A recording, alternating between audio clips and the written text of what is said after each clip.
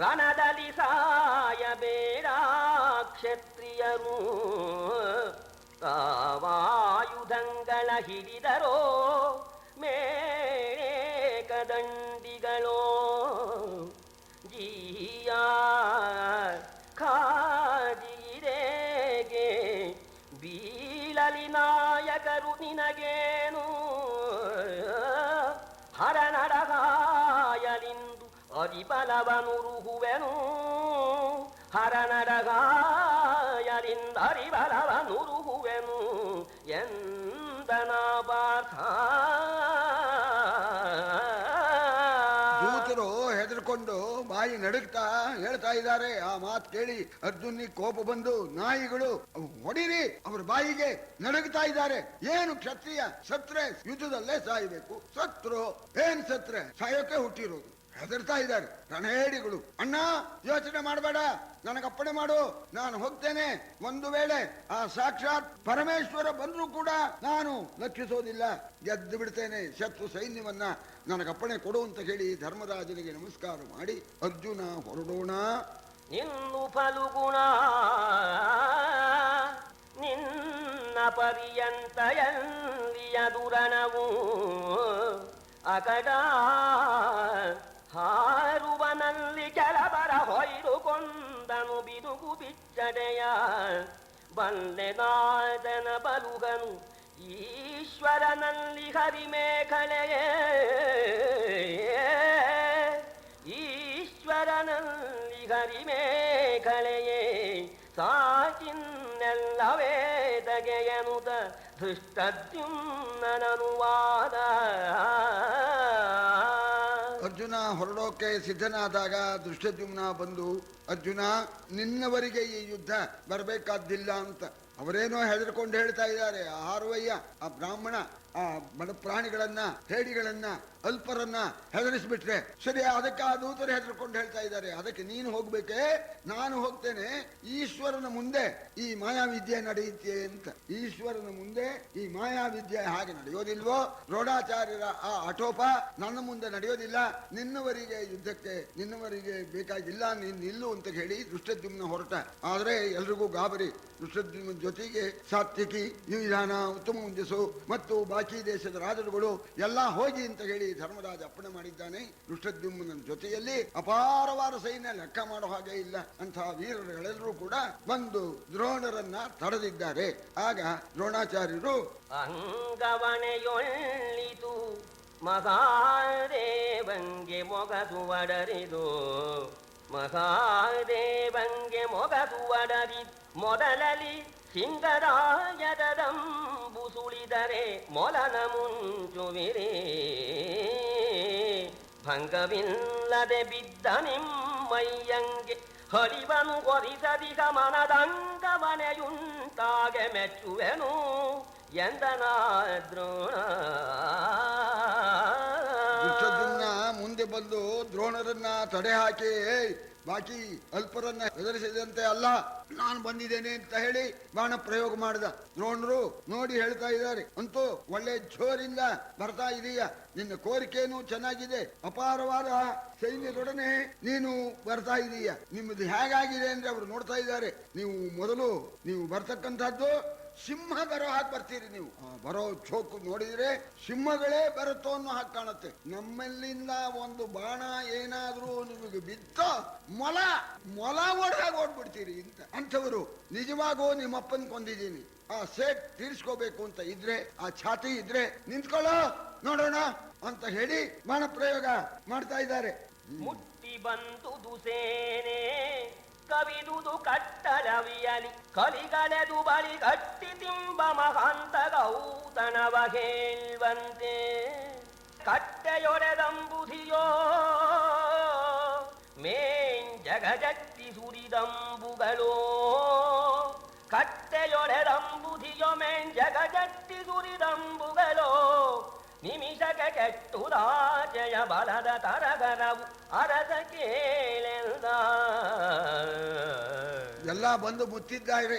ಆ ದ್ರೋಣಾಚಾರ್ಯರನ್ನ ಅಪಾರವಾಗಿರ್ತಕ್ಕಂಥ ಸೈನ್ಯ. ಆಮೇಲೆ ಆ ದ್ರೋಣಾಚಾರ್ಯರು ಬಿಲ್ಲಿನಲ್ಲಿ ಬಾಣ ಪ್ರಯೋಗ ಮಾಡೋಕೆ ಪ್ರಾರಂಭ ಮಾಡಿಬಿಟ್ರು. ಅದು ನೋಡಿದ್ರೆ ಹ್ಯಾಕ್ ಕಾಣುತ್ತಪ್ಪ ಅಂತಂದ್ರೆ ಕಟ್ಟೆಯೊಡದ ಅಂಬುದಿಯೋ ಅಂತ. ಮೇರೆ ಮೀರಿರ್ತಕ್ಕಂಥ ಸಮುದ್ರವೋ ಜಗಜಟ್ಟಿ ಪ್ರಯೋಗ ಮಾಡತಕ್ಕಂಥ ಬಾಣಗಳು ಅಂತೂ ಹೇಳೋ ಹಾಗಿಲ್ಲ. ಶತ್ರು ಸೈನ್ಯ, ಪಾಂಡವರ ಸೈನ್ಯ ಹೆದರ್ಕೊಂಡು ಎಲ್ಲ ಹಿಂಜರಿದು ಪಲಾಯನ ಮಾಡಿತು. ಭೀತಿ ಮಾಡಲಿ ಭೀಮ ಫಲುಗುಣರಾತುಕೊಂಡರು ಬವರವನು, ನೆರೆಸೋತವರು ಸಂಬರಿಸಿಕೊಂಬುದೆನುತ್ತ ಚರರುಲಿಯೇ. ಚಾತುರಂಗದ ಚರಣಗತಿ ನಿರ್ಧೂತ ಧೂಳಿಮಯವಖಿಲ ಜಿಗುಜಾತವೆನೆ, ಥಟ್ಟನೆಯಲೇರಿತು ಪಾಂಡು ಸುಧಸೇನೆ. ಆಗ ಸೈನ್ಯ ಓಡಿ ಬರ್ತಕ್ಕಂಥದ್ದನ್ನು ನೋಡಿ ಭೀಮ ಎಲ್ಲರನ್ನೂ ಕೂಡ ಜರೀತಾ ಇದ್ದಾನೆ. ಆಗ ಅರ್ಜುನ್ ಹೇಳ್ದ, ಅಣ್ಣ ಏಟ್ ಬಲವಾಯ್ತು, ಅದಕ್ಕೆ ಹೆದರ್ಕೊಂಡು ಬರ್ತಾರೆ, ಪಾಪ ಯಾಕೆ ಬೈಬೇಕು, ನಾನೇ ಹೋಗ್ತೇನೆ ಅನ್ನೋಣ, ನಿನ್ ಜೊತೆಲಿ ನಾನೂ ಬರ್ತೇನೆ ಅಂತ ಹೇಳಿ ಭೀಮಾರ್ಜುನರು ಸೈನ್ಯ ಸಮೇತ ದ್ರೋಣರ ಮೇಲೆ ಯುದ್ಧಕ್ಕೆ ಹೊರಡೋಣ.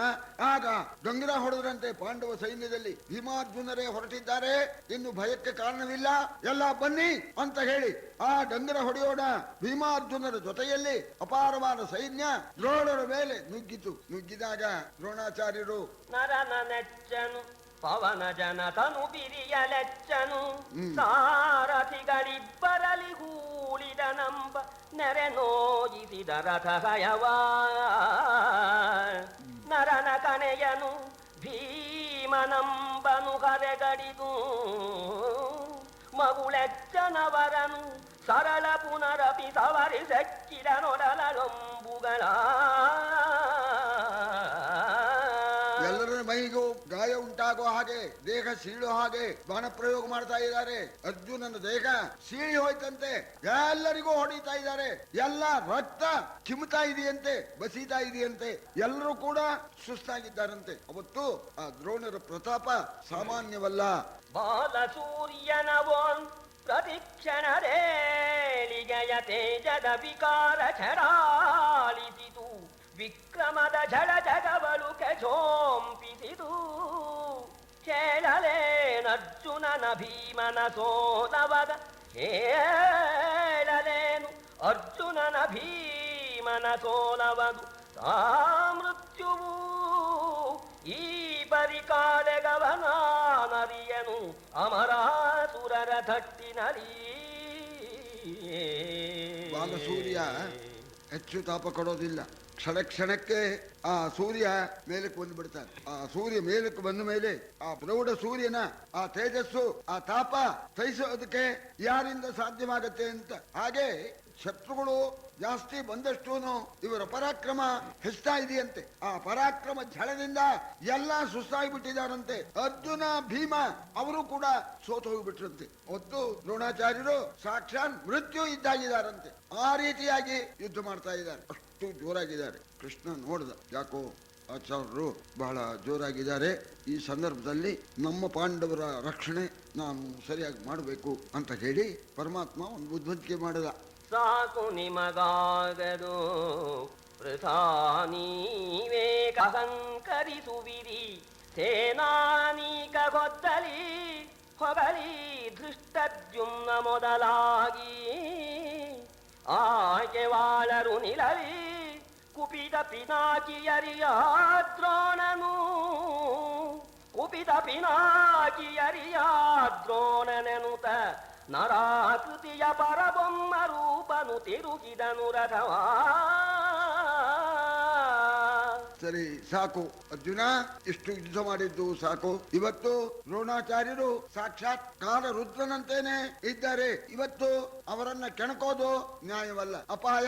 ಮೊದಲು ನಮ್ಮ ರಕ್ಷಣೆ ನಾವು ಮಾಡ್ಕೋಬೇಕು. ಇದಾರಲ್ಲ ದ್ರೋಣಾಚಾರ್ಯರ ವರೆಗೆ ಹುಟ್ಟಿದಾನಲ್ಲ ದೃಷ್ಟದ್ಯುಮ್ನ, ಅವನು ಹೋಗ್ಲಿ ಮುಂದೆ, ಅವನ ಜೊತೆಯಲ್ಲಿ ಸೈನ್ಯ ಹೋಗ್ಲಿ. ಸರಿ, ಈ ದಿವಸ ಕೋಪಗೊಂಡ ಪರಮೇಶ್ವರನಾಗಿದ್ದಾರೆ ದ್ರೋಣಾಚಾರ್ಯರು. ಆದ್ರಿಂದ ನಾವು ಹಿಂದ್ಗಡೆಯಿಂದ ಹೋಗೋಣ, ಮುಂದ್ಗಡೆಯಲ್ಲಿ ಇರೋದು ಬೇಡ ಅಂತ ಹೇಳಿ ಆ ಸಾಕ್ಷಾತ್ ಪರಬ್ರಹ್ಮ ಕೃಷ್ಣನಾಗಿ ಅವತಾರ ಮಾಡಿರ್ತಕ್ಕ ಪರಬ್ರಹ್ಮ ಅರ್ಜುನ್ ರಥನ ಹಿಂದಕ್ಕೆ ತಂದುಬಿಟ್ಟ. ಮುಂದ್ಗಡೆ ಬಾಕಿ ಇರಲಿ ಅಂತ ಏಕ್ದಮ್ ದ್ರೋಣರ ಕೋಪಕ್ಕೆ ಅರ್ಜುನ ಪಾತ್ರನಾಗಬಾರದು, ಅಪಾಯ ಅಪಾಯ ಕಂಡ ಮೇಲೆ ಮುನ್ನೆಚ್ಚರಿಕೆ ಇರಬೇಕು ಅಂತ ಹಿಂದಕ್ಕೆ ತಂದ್ಬಿಟ್ಟ. ಅರ್ಜುನನ ರಥ ಯಾವಾಗ ಹಿಂದಕ್ಕೆ ಬಂದ್ಬಿಡ್ತೋ ಆ ಮುಂದೆ ಯುದ್ಧ ಮಾಡೋರೆಲ್ಲ ಹಿಂದಿನವರು ಹೇಗಿದ್ದಾರೆ ಅಂತ ನೋಡ್ತಾ ಇದ್ದಾರೆ. ಮುಂದೆ ಹೋಗುವತಿ ಬಳರು ಹಾರಿತು ಹಿಂದಣವರನು, ಹಿಂದೆ ನಿಲುವರು ಮುಂದಣವರಾದೆಯಲಿ ನಿಂದುದು ಪಾರ್ಥ ಪರ್ಯಂತ.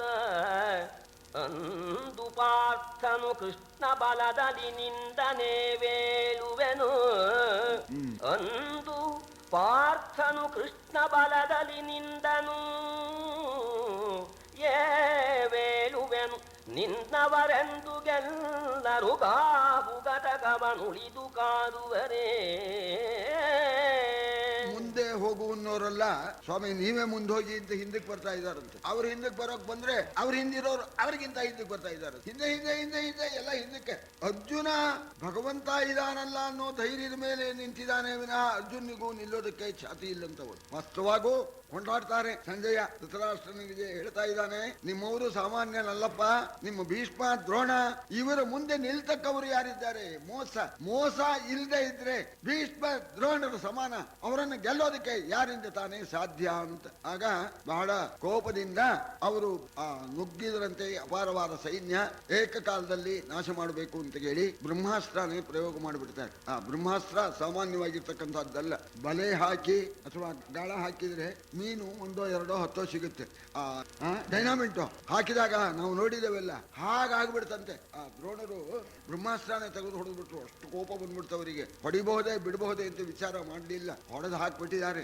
ಏನು ಆ ಬ್ರಹ್ಮಾಸ್ತ್ರಕ್ಕೆ ಸಿಕ್ಬಿಟ್ಟು ಗಿಜಿಗಿಜಿಯಾಗಿ ಬಡ ಪ್ರಾಣಿಗಳು ಎಲ್ಲ ಆ ಅಸ್ತ್ರಜ್ಞಾನ ಇಲ್ಲದೆ ಇರ್ತಕ್ಕಂಥವ್ರು, ಅಸ್ತ್ರಜ್ಞರಾದ್ರೆ ಏನೋ ವಿಧಾನ ಸುಧಾರಿಸ್ಕೊಂಡು ಅನಸ್ತ್ರಜ್ಞರು ಎಲ್ಲ ಹಾಳಾಗಿ ನಾಶವಾಗಿ ಹೋದ್ರು ಅಂತ ವರ್ಣನೆ ಮಾಡ್ತಾ ಇದ್ದಾರೆ. 6,000 ತೇರು ಗಜ 16,000 ಲಕ್ಷ ಕುದುರೆಗಳು 6 ಕೋಟಿ ಪದಾತಿ ಮುಗ್ಗಿತು ಮತ್ತೆ ಸಂದಣಿಸಿ. 6 ಲಕ್ಷ ತುರಂಗರು 500 ಗಜ ಘಟೆ ಲಕ್ಷ ರಥ 13,000 ಬಳಿದುದು ಅರಿಪಾಂಚಾಲ ಸೇನೆಯಲಿ.